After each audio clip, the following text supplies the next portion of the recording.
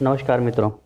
आइए समझते हैं लॉकडाउन 4.0 और या ऑन लॉकडाउन कहिए इसे, क्योंकि अब धीरे धीरे देश की इकॉनमी को और देश की रफ्तार को बढ़ाने की तैयारी चल रही है।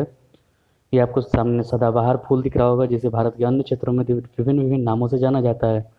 लेकिन इसकी खासियत आप ये नहीं जानते कि इसकी पत्ती और इसका फूल या फिर इसका जड़ बहुत दिनों तक बिना पानी के भी जिंदा रह सकता है और इसमें कोई भी कीड़ा नहीं लगता है। तो इसी कीड़े, इसी पत्ते की भांति, इसी फूल के भांति आप भी अपनी ज़िंदगी में बने रहें और किसी भी व्यसनों और दुर्विचारों से दूर रहें। चलिए समझते हैं पहला क्या है। जो एक्टिविटीज़ जो प्रोहिबिटेड थी उन्हें किस तरीके से धीरे धीरे फेज्ड मैनर में खोला जाएगा। पहला, जितने भी मंदिर थे, पूजा के स्थान थे, उन्हें धीरे धीरे कुछ प्रतिबंधों के साथ खोला जाएगा।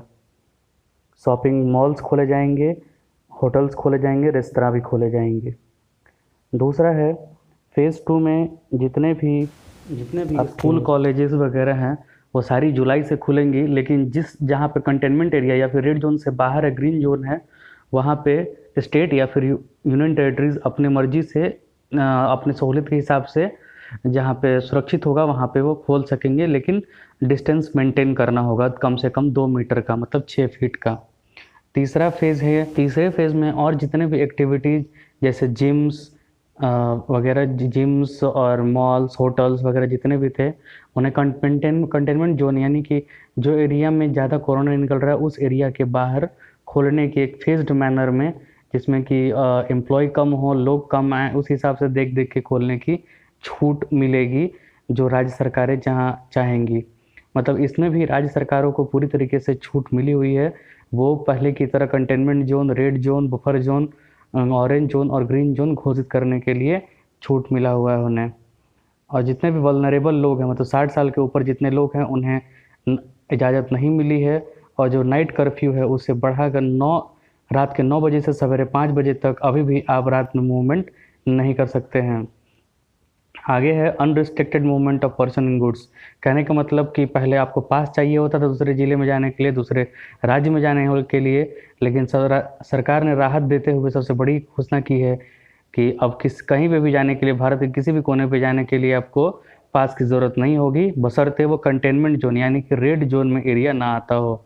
रेड जोन में अगर एरिया आता हो तो आपको पास लेना ही होगा, लेकिन आपको अब जाने की इजाज़त मिलेगी। अब पहले की तरह कोई भी बाध्यता नहीं है। आगे है आगे है, जितने भी प्राइवेट सेक्टर हैं या फिर गवर्नमेंट सेक्टर है वहाँ पे काम करने की छूट दी गई है, बशर्ते सारे जितने भी एम्प्लॉय हैं उनके मोबाइल में आरोग्य सेतु ऐप डाउनलोड होना चाहिए।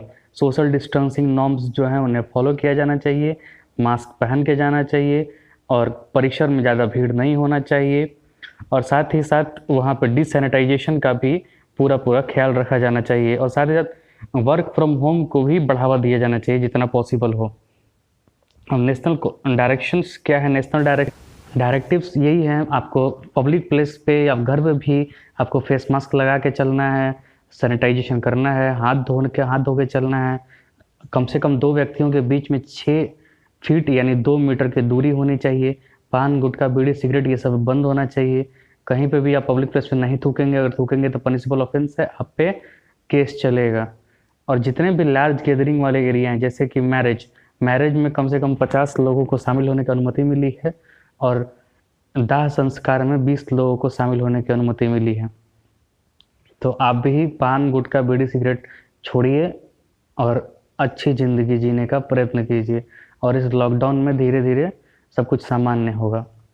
आइए क्वेश्चन पूछते हैं आपसे, किस जानवर को शीशे में देखने से डर लगता है? आप सबको उत्तर आता होगा तो आपने सोच ही लिया होगा। चलिए मैं उत्तर बता देता हूँ। सूअर को शीशे में देखने पर उसे डर लगता है, यानी खुद से डरता है वो।